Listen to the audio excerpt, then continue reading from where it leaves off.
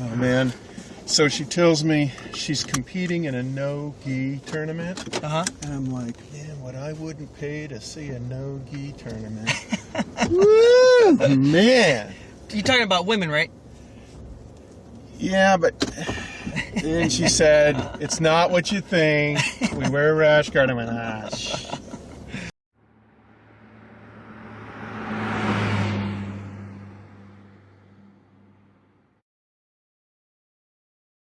Hey, what's up, guys? This is Brian. Jesse. You're watching MMA the hard way? In the car. Man, oh man. It delivered. The year ended with a bang, man. It delivered. It Woo! delivered. UFC 155. We're going to do a recap.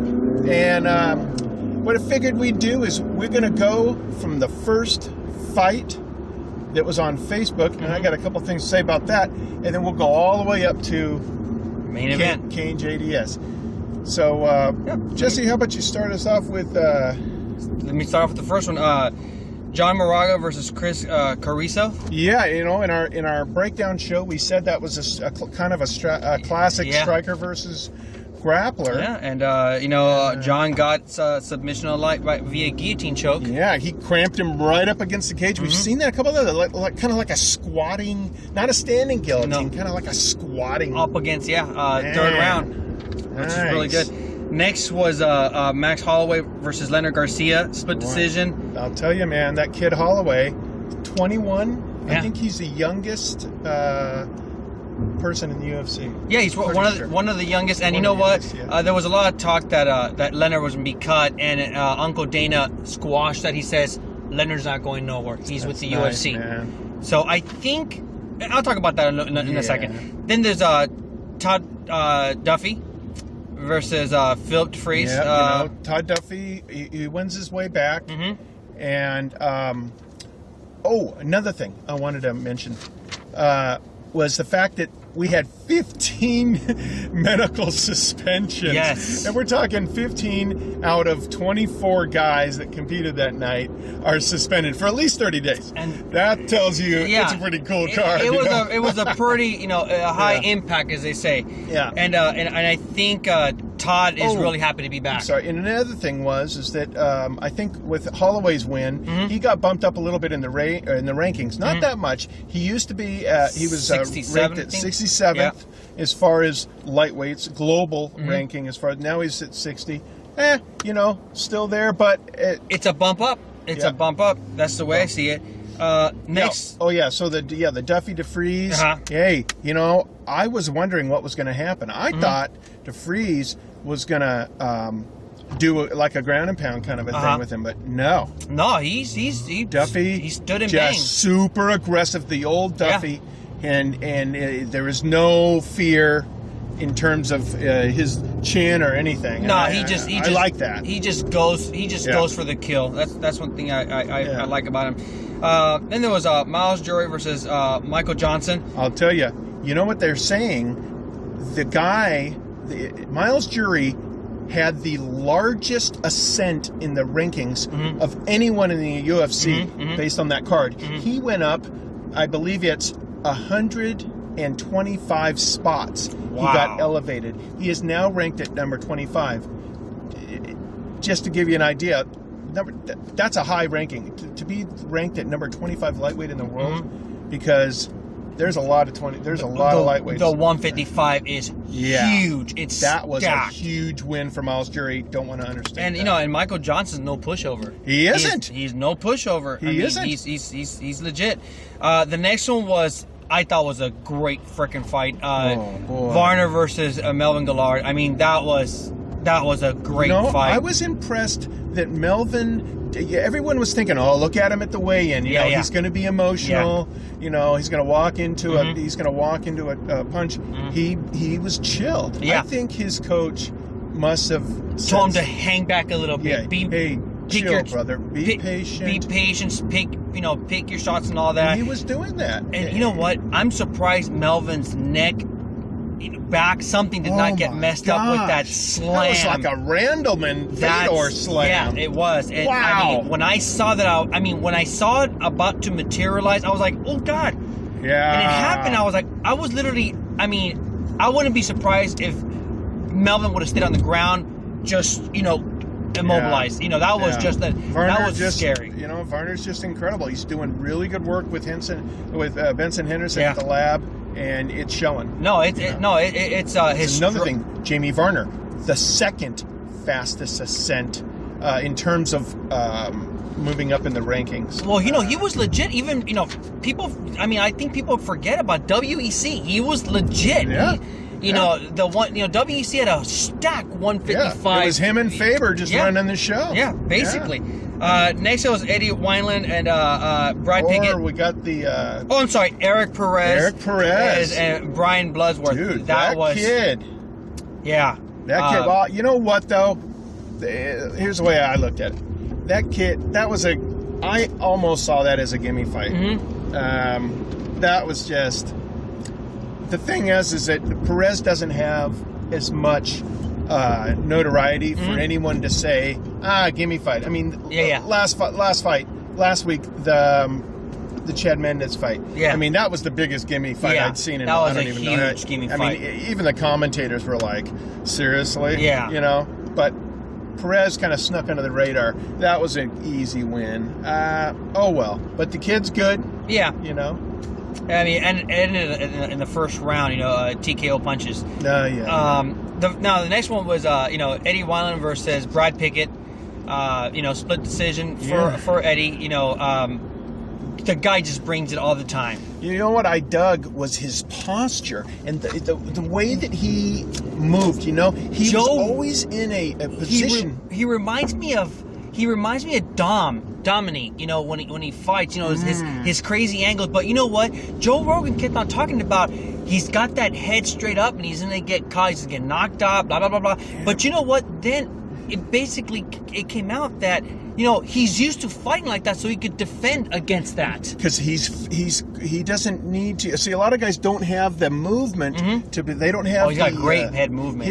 His eyes are just surgically just right on his target to where he doesn't have to block because he's moving out of the way. And he sees everything coming. Every time, Brad was about to shoot something, he's in a power position. Yeah. And he's a real hook fighter. He's constantly great. I still remember his fight with Scott Jorgens. That was a great fight, man. Yeah. Then there's Derek Brunson versus Chris Lieben. Now this one, snooze fest. Okay. No injuries, snooze fest. Let's just move on. Yeah. I don't even want to talk about that fight, dude. Yeah, I was really disappointed in the Crippler. I mean, you even saw him in the last broadcast. Crippler, he's coming back.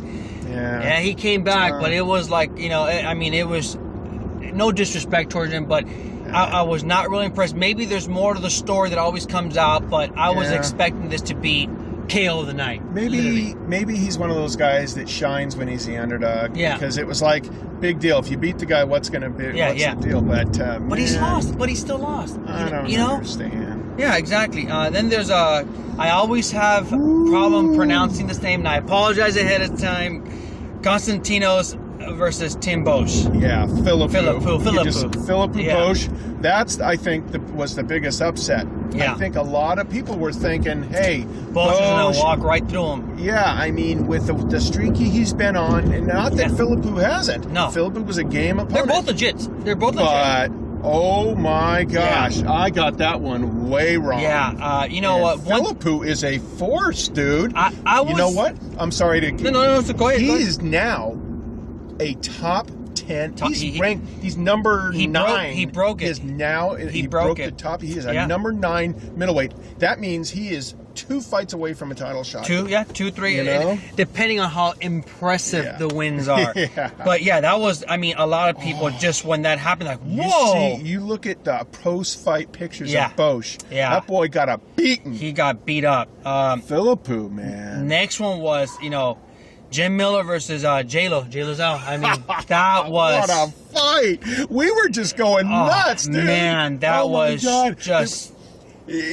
Joe Lowe's on. He looked like the Walking Dead, because of the way his head is shaking, his ears, everything, and just the blood. I thought he was an extra from the Walking Dead. That was just. But they were both banging. They were both going for the kill. Warriors. Just great. Jim Miller coming off that loss to Diaz. He had the fire. Boy, he wanted to put a stamp on it again, and gosh, he did what a it. great fight. That's why fight. we watch UFC. It's fights like that make everyone a fan. And like I said, with MMA, you never know what's going to happen. You just never know. Even a gimme fight will just give it to you sometimes. Just a great fight. Then, of course, the main event. Wow, Kane. dude, we both called it, didn't we? Yeah, we both called it for Kane, and I felt weird calling it for Kane. You know what? I said that if it was a quick knockout, I saw JDS taking it. If it was a war, it was Kane. And I think a couple times Kane could have finished it much quicker, but I think he just wanted to beat him. Make an exclamation mark. It was a victory for his mental discipline, mental toughness. Like Mark Munoz told me, he said it's so mental. Yeah. And what Kane's, I believe, what Kane's mental side was telling him, 5-round fight. Yep. Don't punch yourself out. Nope. Don't blow your wad, as they say. As long as you got him pinned up against the cage and you're slamming him, you're still winning. It doesn't matter. But he was dominating him everywhere. He was everywhere. On top of him, punching him he was. See some of those slow-mos? Oh, Tracy Lee got some shots, and it's literally his face is in his mouth. His face is just getting squished. Yeah. It's like someone took a bat to it. Yeah, it was a great fight. Gosh, I've never seen anyone do that.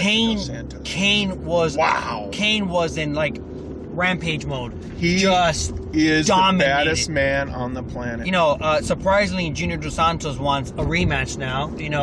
Yeah, I think he's going to have a tough. Alistair is, they had all these people with Barnett, all these people. Yeah. Obviously, we're not going to see Cormier. Forget about it. They're talking Cormier, maybe going to 205. 205. Yeah. But I believe it's going to be Alistair Overeem. Everyone knows he's the most. That's the one everyone's fearsome. waiting for. Yeah, but of course, they've already linked up Overeem. He's going up against Bigfoot. Yeah. So that's going to be, they're going to hype the hell out of that because it's like the two most gigantic guys. I think what's going to happen, depending on suspensions, because Junior's just jacked up. I'm thinking that perhaps maybe the winner of Bigfoot Silva. I think Overeem's going to run through Silva. I think he's going to destroy him. Yeah. And nothing against Bigfoot. I think he's great, but Overeem's just like... hopefully nothing comes up in his system, but he's a machine. And then we're going to see maybe like a July 4th. July 4th. Heavyweight. It could be, the way it could play out, it could be, Overeem versus Kane, or it could be Overeem versus JDS for title elimination. Yeah. And then especially if he wins impressively. Yeah. Because Alistair's going to sell those papers. Oh yeah, no, it is. And keep in mind, there's a lot of other fighters coming up. Also, you have Shane Carwin, who's about to be coming up pretty soon. Yeah. Then you have Stefan Struve versus Mark Hunt. Struve versus no, isn't it Pat Berry? Actually, I'm not sure, but I'll tell you, the Mark Hunt is coming up. Yeah, I think it's Mark Hunt versus Stefan Struve. I could be wrong. Yeah. If I'm wrong, I apologize, but I'm just excited because the heavyweight is just going to get stupid. It's going to get really good. 2013, I think, is going to be like the year of the heavyweights. At any rate, that's all the time we got. Dude, you're blowing up on Twitter, man. You know what? My cherry got popped with Twitter, and I mean, I'll tell you right now, I am loving it. I mean, shout outs to Ross Pearson. Thank you for responding to my tweets. The guy's really cool. Freak Show, you are the man. What's cool about Jesse's our social media guy, man. Jesse1X. We'll have a link to his Twitter down here in the description of the show. Really appreciate all that dialogue. Yeah, I mean, I'm just I want to say thank you very much to the people and the fighters who are responding via Twitter. It's just another social medium that we can connect, and you get to know. The next episode, I'll kind of enlighten you guys with what I find out about these fighters via tweet, which is these guys are really cool, down to earth people, really cool. The best, man. Yeah. All right, thanks a lot. Keep watching. Remember, subscribe right up here and share this with your friends. We could use the support. And Happy New Year, everybody. Thank you very much. More to